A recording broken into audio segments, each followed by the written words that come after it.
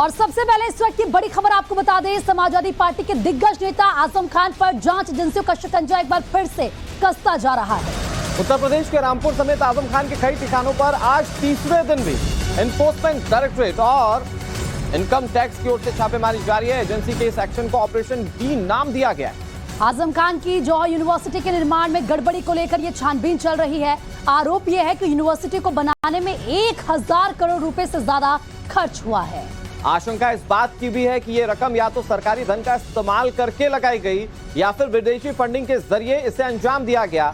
रकम कहां से आई, इसकी तफ्तीश शुरू हो चुकी है। सवाल यही है क्योंकि 1000 से ज्यादा खर्च का अनुमान लगाया जा रहा है और ऐसे में सवाल इसी बात को लेकर उठ रहे हैं कि आखिर इतना पैसा कहां से आया, सोर्स ऑफ इनकम इसको लेकर क्या रही। और आजम खान की मुश्किलें बढ़ती हुई नजर आ रही है। 1000 करोड़ से ज्यादा की रकम कैसे यूनिवर्सिटी पर खर्च की गई, पैसा कहां से आया था, इस बात को लेकर तफ्तीश इस वक्त जोरों पर है।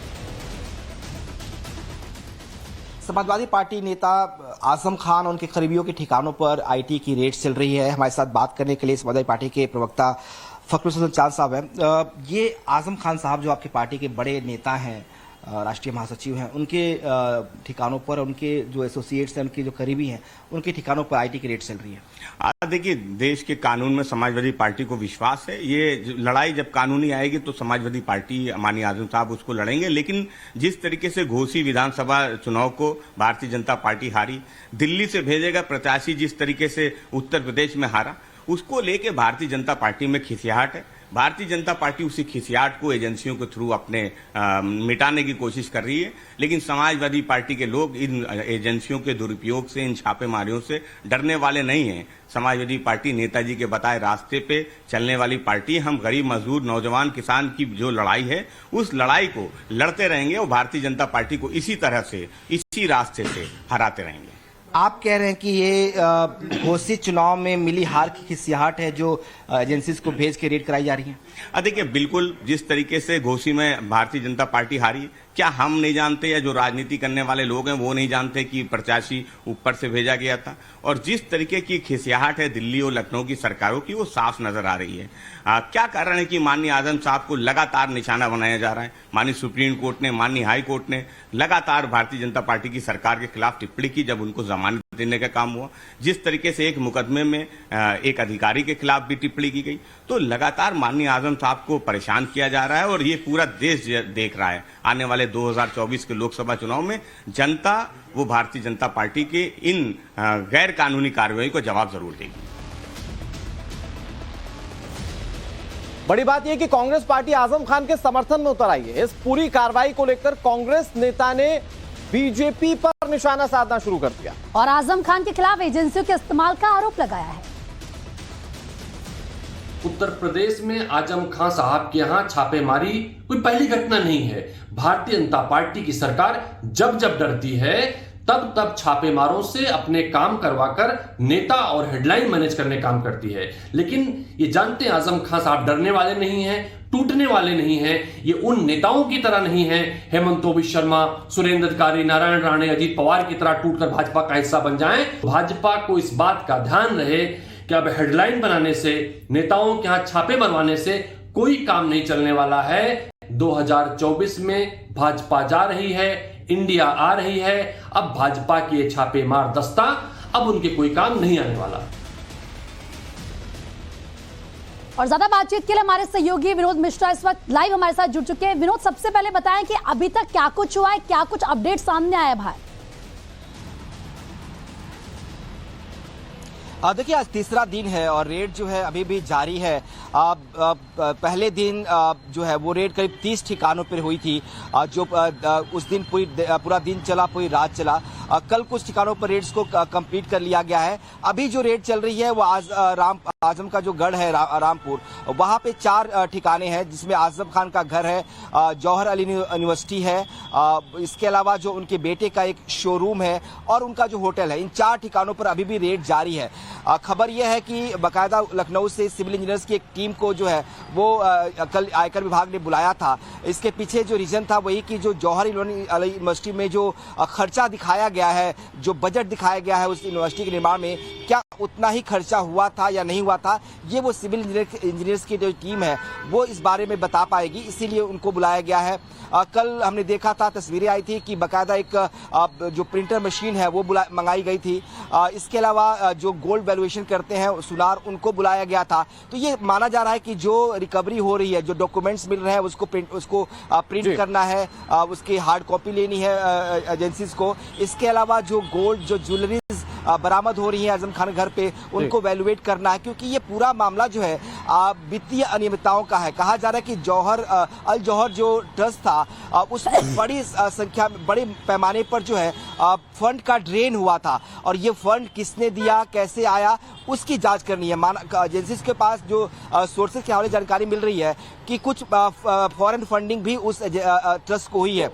ये भी दावा किया जा रहा है जांच की जा रही है, और मुझे लगता है कुछ कि डॉक्यूमेंट ऐसे बरामद जो जांच जिस इंटेंसिटी के साथ हो रही है, हो सकता है कि सारी तस्वीर जो है वो कुछ ही दिनों में साफ हो जाए। नजर बनाए रखिए विनोद, आपसे तमाम अपडेट्स हम लेते रहेंगे, लेकिन इस पूरे मामले में एक बड़ा पहलू ये भी है कि अब इस पर सियासत शुरू हो गई। आजम खान के बचाव में कुछ राजनीतिक दल या उनके नेता उतर चुके हैं। तो देखिए, 3 दिनों के सर्च ऑपरेशन में आजम खान के घर से लेकर दूसरे ठिकानों से क्या मिला है, आखिर आजम के ठिकानों से वो कौन सा सीक्रेट सबूत मिला है, ये बड़ा सवाल है कि अब तक की कार्रवाई में, चूंकि 2 दिन ये आयकर विभाग की कार्रवाई चलती रही, तो यहाँ पर मिला क्या जिससे आयकर विभाग की रेड अब तक खत्म हुई नहीं। पूरी डिटेल आपको देते हैं हमारी इस एक्सक्लूसिव रिपोर्ट।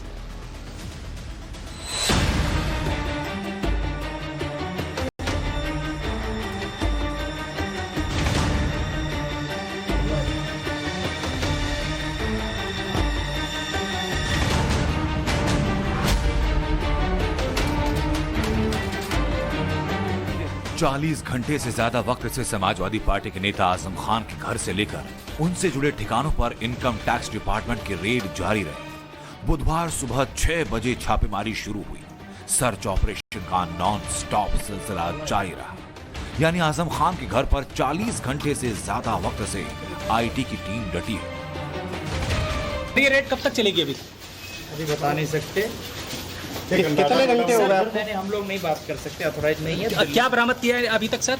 अभी नहीं कुछ बोल सकते। एक अंदाजा बता दीजिए कब तक रेट चल रही है सर? ये नहीं, थोड़ा नीचे चल रही है, अभी कुछ तक चल रही है। देखिए अभी बोल नहीं सकते, जब तक चलेगी आपको दिख ही जाएगा। सर लगभग कब तक ये रेट चलने वाली है, कुछ आइडिया सर? एक आइडिया मिल जाता सर हल्का सा।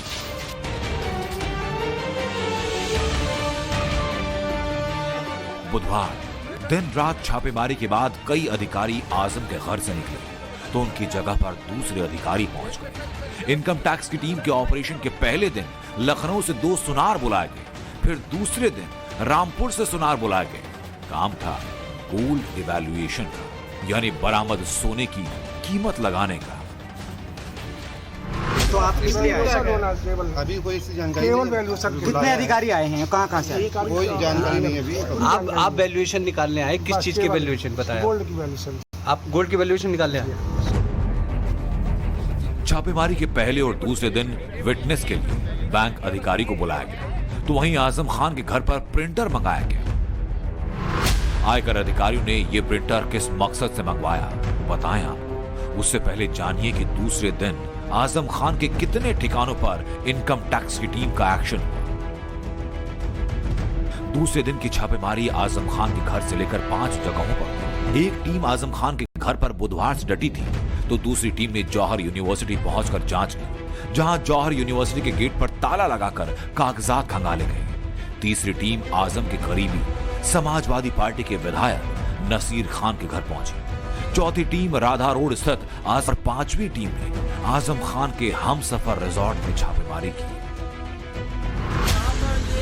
छानबीन चल रही है, जांच चल रही है। इनकम टैक्स की टीम है जी। किसकी टीम है? ये इनकम टैक्स वालों की है, ईडी वगैरह ये सब लोग जांच तो इनकम टैक्स वाले कब से आए हुए हैं यहाँ ये पर? कल सुबह आ गए 7 बजे। और अभी तक चल रही है पूछताछ? तो क्या पूछताछ चल रही है अंदर? ये बाकी तो जांच कर ली है इन लोगों ने सब। अब देखिए क्या रिजल्ट निकलता है इन लोगों का। तो अभी कर्मचारी सारे अंदर हैं? कर्मचारी अंदर ही, रिजॉर्ट के सारे। इनकम टैक्स की इस रेड के दौरान ना कोई अंदर जा पा रहा था, न बाहर निकल पा रहा था। बताया जा रहा है कि रामपुर की ये सबसे बड़ी रेड है, जिसमें 150 के करीब ऑफिसर और सुरक्षा बल के जवान तैनात रहे। इतनी बड़ी रेड थी, इसलिए अफसरों की सुरक्षा के लिए एसएसबी जवानों को लगाया गया। रामपुर के लोगों ने कभी सोचा तक नहीं था कि इतनी लंबी रेड होगी, और वो भी आजम रायपुर के घर इतनी देर छापेमारी होगी। वो आजम खान जिसकी तूती कभी पूरे रामपुर, पूरे उत्तर प्रदेश में बोलती थी। लखनऊ से एक गोल्ड वैल्यूएशन को बुलाया गया था। इसके अलावा आज भी 2 सुनारों को रामपुर से ही बुलाया गया। कहा जा रहा है कि जो ज्वेलरीज हैं वहां पर उसके प्राइस वैल्यूएशन के लिए शायद इन सुनार को वहां पर बुलाया गया है। हालांकि ये अभी साफ नहीं हो पाया है। जो अधिकारी हैं वो अंदर हैं, बाहर जो है वो सुरक्षा जवानों की तैनाती है, और ये कुछ भी बताने से मना किया जा रहा है उनको, इसीलिए कोई जानकारी अभी तक बाहर नहीं आ पाई है। लेकिन लगातार सोर्सेज ये दावा कर रहे हैं कि ये रेड इतनी लंबी इसलिए चल रही है क्योंकि बहुत सारी चीजें ऐसी जिसकी तलाश आईटी डिपार्टमेंट को थी, वो आजम खान के आवाज से मिल रही है। ये रेड रुकने का नाम नहीं ले रही थी। छापेमारी में शामिल टीम के लिए बाहर से खाने के पैकेट मंगाए गए, पानी की पेटी मंगाई गई, सिक्योरिटी के फुल प्रूफ इंतजाम रहे। जहां जहां रेड चल रही थी बड़ी संख्या में एसएसबी के जवान मौजूद रहे। आजम खान के समर्थकों को हर जगह से हटा दिया गया। देखिए, हमारे यहाँ कानून में व्यवस्था है कि अधिवक्ताओं को मिलने का अवसर दिया जाए, लेकिन उन्हें पूछा गया, उन्हें उनके फ़ोन जब्त हैं, उनकी किसी से बात हुई कि नहीं हुई। तो ये केवल आजम खान साहब नहीं हैं जो उनके आगे सरेंडर नहीं कर रहे, झुक नहीं रहे, उन सब के यहाँ छापेमारी चल रही है। ये तो 4 साल से उनको जिस तरीके से प्रताड़ित करा जा रहा है, ये तो पूरा उत्तर प्रदेश जानता है। रामपुर नहीं, पूरा उत्तर प्रदेश और हिंदुस्तान भी अब जानने लगा है कि उन्हें 100 से ज़्यादा मुकदमों में घेरा गया है। सरकार अपनी एक जो होती है ना बदली की भावना से काम कर रही है। अब लग रहा है कि 24 का चुनाव करीब आने वाला है तो मोहम्मद आजम खान साहब को और ज़्यादा प्रताड़ित कर दिया। मैंने पहले भी कहा कि अल्लाह की लाठी बेआवाज़ होती है, और ये वही लाठी है जो आजम खान पर अल्लाह की तरफ से पड़ी है।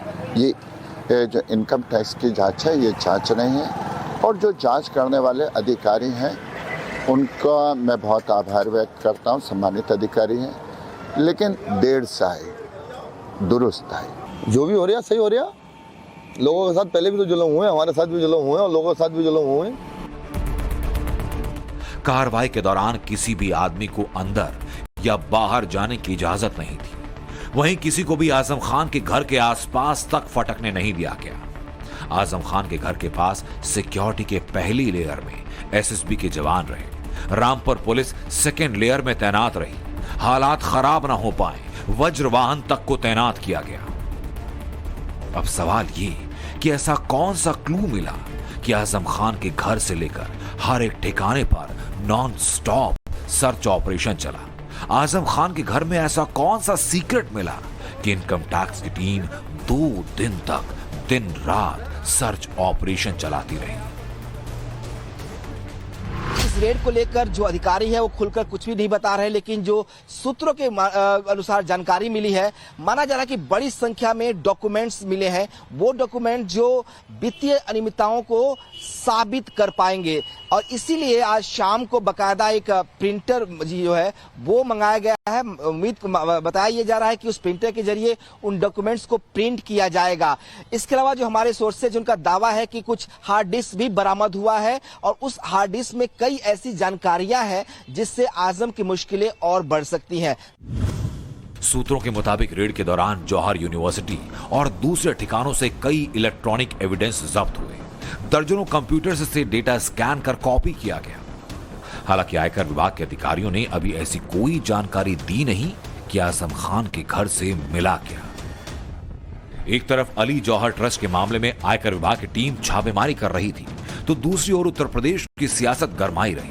रामपुर से लेकर लखनऊ तक हड़कंप मचा रहा। समाजवादी पार्टी के मुखिया अखिलेश यादव ने केंद्र और राज्य की बीजेपी सरकार को घेरा और आरोप लगाया कि सरकार जितनी कमजोर होगी, विपक्ष पर छापे बढ़ते जाएंगे। आजम खान से हमदर्दी में समाजवादी की पार्टी के सांसद तो 2 कदम आगे निकल गए। आयकर विभाग के एक्शन को उन्होंने इंसानियत पर जुल्म करार दिया, तो पलटवार में बीजेपी ने पूछ दिया कि छापे से अखिलेश के पेट में दर्द क्यों है। देखिए, ये खुला हुआ जुल्म और ज्यादती है आजम खान के साथ। ठीक है, अगर वो उनकी निगाह में कोई काम जुर्म है तो जुर्म की हैसियत से उसमें कार्रवाई करें, एक्शन लें, लेकिन ज्यादती करना और इंसानियत के खिलाफ, मतलब ये है कि एक इंसान को इंसानियत की जिंदगी नहीं गुजारने देना और इतना जुल्म करना, ये जुल्म अच्छा नहीं है। अगर कहीं पर ये शिकायत मिलेगी कि कहीं अवैध रूप से कोई लेन देन हुआ है, कोई पैसे की धोखाधड़ी हुई है, कहीं पैसे का एकत्रीकरण हुआ है, तो ये आईटी विभाग के माध्यम से छापा डालने का उनका अधिकार है। और जब कोई एजेंसी अपना काम करे तो किसी राजनीतिक नेता को उसमें बयानबाजी करना, बाधा डालना, अड़चन पैदा करना और माहौल खराब करना यह प्रयास नहीं करना चाहिए। बीजेपी विधायक आकाश सक्सेना ने सीबीडीटी से जौहर यूनिवर्सिटी को लेकर भ्रष्टाचार की शिकायत की, जिसके बाद आयकर विभाग एक्शन में है।